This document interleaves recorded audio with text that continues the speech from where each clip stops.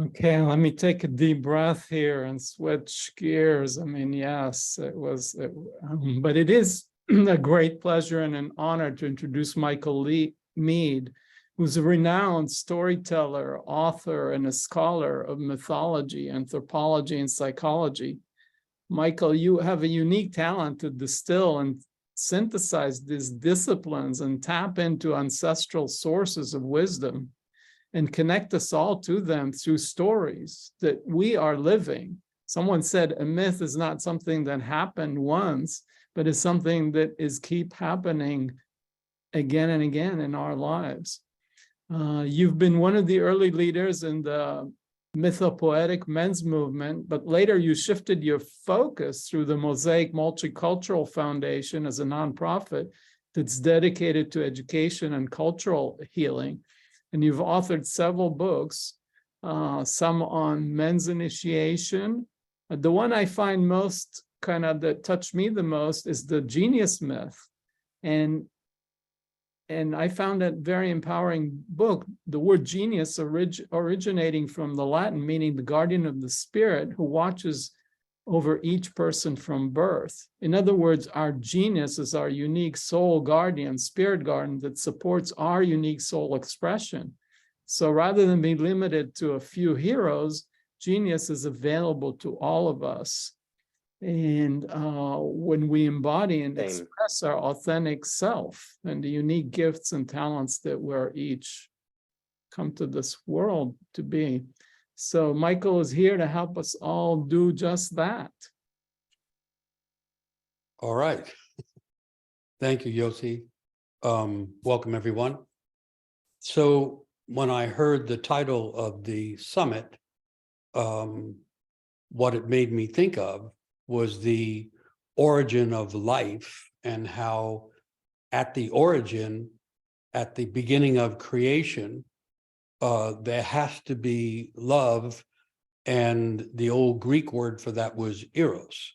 Actually, in Greek, ancient Greek, there were many words for love, but the key one in a sense was Eros, E-R-O-S, from which we get erotic. But the original sense of it is for creation to continue, there has to be Eros. And in a way, you could say we're living our own story, but we're also living in the greater story. There's always two stories, the individual story and the great drama of life going on, the great drama of the earth, the great drama of creation. And what I want to do is refer to the bigger story, the story of creation, and the story that we're in collectively, which you could imagine it as collapse and renewal. The world is falling apart, it's fragmenting, it's breaking apart, and at the same time, the energy of renewal becomes more present, and that you could call Eros, the energy of Eros becomes more present, and a renewal of life actually becomes more present in the midst of the collapse, just as Yossi was saying earlier, when a person accepts their brokenness and finds a way to hold it, they're actually closer to wholeness. And that's happening now on a collective level. So my inclination was to start with myth. Myth in the modern world, myth means not true or simply false, but the original meaning of myth is closer to emergent truth. And in the midst of the collapsing of the world around us, deep truths are trying to emerge, and they can only emerge through the people living at this time, which would be like us, not just us, but all kinds of people that are the potential vehicles for the emerging truth that's trying to come through. And in the midst of collapse, the nature of the truth trying to come through is unity, the deep underlying unity of life. So in Greek myth, well, first of all, most cultures have more than one creation story. And the Greeks, the ancient Greeks, had many. And in one of them, at the beginning, there's just chaos, darkness, and the endless waters that are called Nyx, N-Y-X, translated as night. And then Nyx conceives the wind and gives it flight. And after that, night and the wind come together, the first coming together back then at the beginning of time. and they conceive a golden egg. And that golden egg rests in the lap of darkness until something begins to stir within the egg. And eventually that inner energy causes the cosmic egg to crack. And from the crack in the egg that broke the eternal darkness came Eros, the god of all connections and the spark of all forms of love. And only after the divine energy of connection entered the world could creation continue and procreation begin. And to this day, the energy of Eros is needed for the world to continue. Now, a little side note, there's all kinds of stories about the loss of Eros, the lack of love in the world. And so that's part of the collapse side of the story. There's another story, because there's always another story. There's another creation story in which Gaia, which we know is the living primordial earth, arises self-generated and self-formed. And there's a strong image of feminine energy arising from itself. And her birth is followed by the appearance of Eros again. And so Eros is engendered also from itself. And this is a way of saying there is something deep in the earth, there's something deep in the ground of the soul of each person that can engender something that is unique to that person, that can engender love or even forms of love that are specific or unique. So in this tale, though, Gaia brings forth life on earth, and Eros is necessary to sustain that life and to sustain the interconnection that is part of creation. So in this sense, you can see that Eros is what they used to call the soul connection, the instinctive sense of attraction and mutuality and the underlying unity of life. And because Eros had to be present at the beginning, there must be Eros at the beginning of any new project, at the beginning of any creative effort, and at the beginning of any meaningful relationship. We continue to depend on Eros, which is something that comes into us, but also that's something that arises spontaneously in us. On the personal level then, Eros is part of the calling in each person's life. Yossi had mentioned genius. Each person has an inner genius, and the calling is calling to the genius of a person. But then each person also has a calling from Eros. We're each here to live a love story in a sense. For we are each born of love, and we are intended to grow from within the way the energy of Eros grew within the golden egg. We're supposed to grow from within and awaken to our true nature and find our genuine way of expressing our unique soul. In psychological terms, each person has a deeper self or soul that, like the golden egg in the myth, keeps stirring us from within, keeps trying to awaken us specifically to transform. We are not here simply to live, we are here to transform. And so there's an old idea that I like that says nature only makes originals. Each tree is original and different from other trees, each raven different from other birds, and so on. Each human soul is distinct from all others. Each is truly unique, and a genuine earth-oriented, welcoming, sustaining energy in culture would feed the uniqueness of the individual and not simply try to put people into categories and exclude those who don't fit well into the categories. So if we do not feel welcome on earth, or if we can't find ways to be invited, and if we can't find ways to express our true nature, then the amount of Eros and interconnectedness in the world becomes diminished. And sad to say, at this troubled time on earth, we are experiencing a diminishing of Eros and a loss of soul on a worldwide scale. One way to understand all the divisions is when soul is lost, when Eros is lost, things divide and divide more and more intensely until Eros returns. So both the mistreatment of the earth and the rejection of those who appear different from others are evidence of the lack of Eros connections that were there at the beginning that have to be found. And one of the ways of finding them again, is to return to the ancient stories. I know people always want a new myth, but no one's ever found one. The idea is to have new eyes from which to see the world, new eyes with which to look into the ancient stories that are still hanging around. So all forms of disconnect are really indications that we have to reconnect to the origins and the source of life and find again the underlying unity of creation, which used to be connected to the sense of an Eros presence. So in old stories, Eros was often the opposite of Thanatos, the Greek word for death. So when we lose Eros, there's more death in the world. Eros was also considered to be opposite to Phobos. Phobos was, Phobos literally means, we derive phobia from Phobos. Phobos means fear, personified. And so as the fear increases in the world, we could only balance it with more Eros or love. And the only way to bring more love into the world is to find it in oneself. And so we have to have a sense that there is that deeper self or soul that is like the golden egg, that is to say, it's tinged with gold and it has a sense of individual unity. And from there, we find really what you could call self-acceptance, self-worth, and self-love. And from there, we can learn to give love and to repeat. Each person is unique, and when we give love, we do it uniquely, and it is that giving of a unique sense of love that adds Eros to the world and makes healing possible. So when there's a loss of soul, there's also a loss of imagination. And you could say the two deepest powers of the human soul are Eros or love and imagination.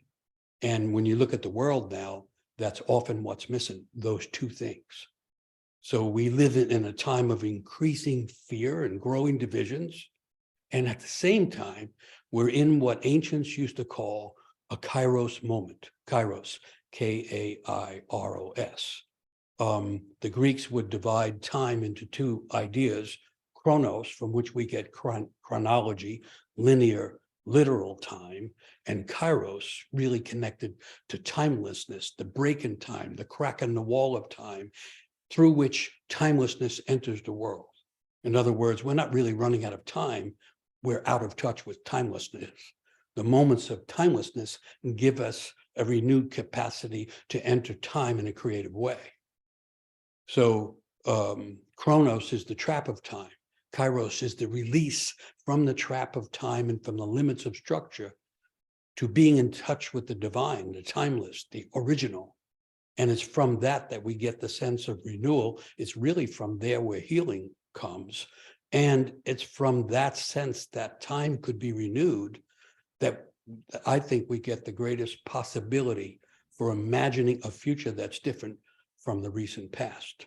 In other words, we're in between worlds. The world as it used to be is already gone. The world as it wishes to be, wants to be, maybe longs to be, has not yet fully appeared. We're in the in-between, the Kairos moment, when we can let go of the past and we can also gain visions of the future. So Kairos is the opportune moment that involves what they used to call a shifting of the archetypes or a shifting of the gods. And that requires a return to the origins. One of the values of ancient myths is they were always going back to the origins. And the kind of knowledge to extract from that is when everything seems to be falling apart and people think the world might end, that's time to go back to the beginning, not the beginning of time, but the beginning of creation, the origins of life. In the world of myth, what we call the world cannot come to an end. It can only renew from the loose ends of the world that was before. And we're living at that time. So it's really, we have a choice. Do we simply shrink because of the increase of fear and the intensity of hatred in the world? Do we withdraw and shrink? Or do we, on the other hand, take the Kairos opportunity, the opening, and step further into life? Because if we trust our own story and the fact that we each have come here uniquely with the capacity to love and to bring love, Then when we step further into our story, we're adding love and Eros to the world. And because Eros is the connective energy, it begins to affect some others. And soon enough, there is an intensification of Eros and a diminishing of fear and hatred. So you could say, looked at that way, we're in a collective rite of passage. We're in the midst of a collective rite of passage that's been going on for a while. And we're in that middle ground, which is fluid. That is to say, in order for the world to end and begin again, everything becomes more fluid, like the story, which in the beginning is chaos, darkness, the eternal ocean. We're returning to chaos in the world every day now. The world turns upside down. We are in that creation story, which is really a recreation story. And it invites us to reimagine the world and to go through a transformative process that can change the world. So a transformation, the word transformation, means to move from one form to another. And as I already stated, we are here not to live, but to transform. And now collectively, we are here to transform human culture, to awaken to a deeper sense of humanity, which when we open that egg, we find is all inclusive, no one rejected, no one left out for any reason that someone might think up.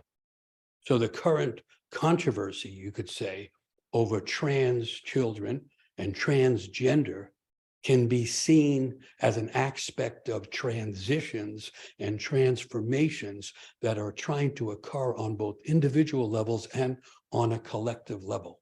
Trans is an old Greek word forming element that means to cross onto the other side or to step into the beyond.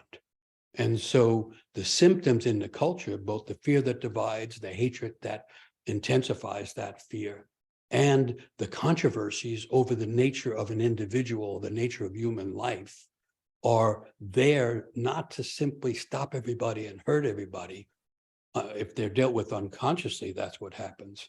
But on another level, they're there to provoke us, to invite us, to inspire us, to make the acts of transformation which lead to a world that is much more inviting and is, as nature would intend it, all inclusive. So in this state, or that's the open moment of collapse and renewal, the common structures and social frames becomes fluid. They become subject to alteration. And the possibilities of individual life change and the opening of new, more inclusive worldviews actually become more possible. In the midst of the transformation, there's an acceleration of calling. That is to say, the calling to the genius intensifies and it can get through more easily because things are falling apart. But there's also the calling of Eros, which is part of each soul's calling. And that comes through more clearly if we are not limited, trapped by fear. And so following that idea, and the word engender in the title of the conference has gender in it. And gender is one of the things that is engendered, and it's engendered early on, just like the division between darkness and light. Things become divided as this world of manifestation is created. And so human societies over time have recognized that there are gender identities that are not simply binary, but that involve the betwixt and between, as well as things that are outside the box of the aspects of gender. And Native American societies, for instance, had the concept of people being born as two spirits. That is to say, the masculine and the feminine in a pronounced way inside a person that is somehow more evident. It's inside everybody. Everyone has masculine and feminine inside, just as everyone has life and kind of death inside. We are made of all those great things of creation. But they had the sense that, and many cultures had this, that some people are born in a way to manifest the two spirits, or some kind of a unique mixture of masculine, feminine, which really each person is, but some people are it in a more obvious, manifest, symbolic, and sometimes meaningful way. And so in this time of change, of upheaval, but also transformation, there's a revelation of how the spirits of the masculine and the spirits of the feminine live in each person, and in each person in a unique combination, which makes that person creative in specific ways. And when people can let go of the trap of time and the other traps of categories and things, all of a sudden you see the value of those who are different from you, or different from everybody. And that's part of what tries to happen when there's the return to touch the origins of life and the sources of life, because that brings forth many potentials that people don't usually see in daily life. So that's kind of the story that we're in. And it's both the story of the individual and the story of the drama of the world at the same time. And so there's the old idea that the command or the suggestion to love one another has an esoteric or hidden meaning, which involves what people used to call the look of love. So inside the heart of each person, there's another set of eyes. There's the eyes that awaken at birth, that see the world in this size and in that manner. And later, the obstacles and the difficulties of life are really intended to crack open the heart and awaken or open the inner eyes of the heart and the soul. And it's those eyes that we need in order to see the value in each person, no matter how different from us they may be. And it's those eyes that we need to have open in order to get not just a new world, but a new worldview. It's the view of the world, it's the view of other people that is so damaging to the life of the souls trying to come into the world. So you could say that what we love, as well as who we love, secretly connects us to the original energy of Eros. And Eros is that divine source that leads the sacred procession of life, that allows each human soul to approach the divine and allows the divine to touch each soul. We are here to transform into a greater sense of ourselves. We are here to add soul to the world. We are here to be part of a reimagination of human culture and a renewal of the earth. That's the times in which we live. That's the kind of tasks we have been given by being born at this time. Because at this time, we're being called to imagine the world anew and to open ways of healing and awakening that allow our souls to grow and blossom and contribute to a renewal of the earth and a recreation of life. And maybe that's what I wanted to say. And in terms of doing the old job of putting a big story at the beginning, so everybody feels invited to be part of the, I think it's called the summit or conference. And so I'd like to close with a poem. Poetry is the natural speech of the soul. And poets have always carried this deeper sense of the uniqueness of each person and this greater sense that we're here to add love to the world, meaning to life, and beauty to the experience of being alive. And this is Rumi, that old poet of the soul, that old mystic of the human heart. And he calls this poem, "Now is the time." Now is the time to know that all you do is sacred. Now is the time to understand that the ideas about right and wrong that you were taught were just a child's training wheels to be laid aside when you can finally live with veracity and with love. Veracity is an old word for truth. The truth that we are seeking is actually hidden in ourselves. And finally, we have to come to places where we can lay aside of what we have been taught that restricts us and traps us in order to live, in order to express the veracity and the love that's sown inside our own hearts and souls. Now is a time for the world to know that every thought and every action is sacred in its intent. This is the time for you to deeply compute the impossibility that there is anything in this world but grace and love. Now is the time to know that everything you do is sacred.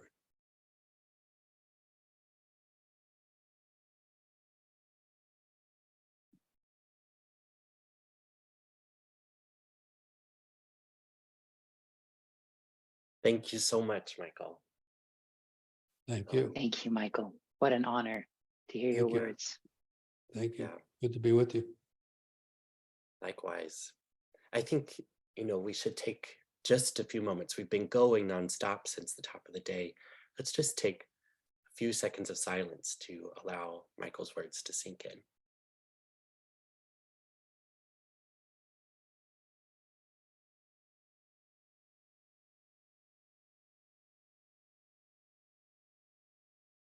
Thank you, everyone. A couple of things that really stuck out to me, and Teju, you may have some too, but I love when Michael said, nature only makes originals. That's such a cool thought. I also loved this idea that the recreation story invites us to reimagine and transform the world. What a beautiful, beautiful invitation. And Okay. sorry, go ahead, Jordan. No, go for it, Teju. I love those. And I was also thinking so much of this theme of time that came up. We're not really running out of time. We're out of touch with timelessness. Thank you for sharing that wisdom with us, Michael. It just makes me wonder, what would it be like if we had this dialogue about gender from that place of timelessness in ourselves? Such a beautiful insight for us to carry with us to the rest of the day.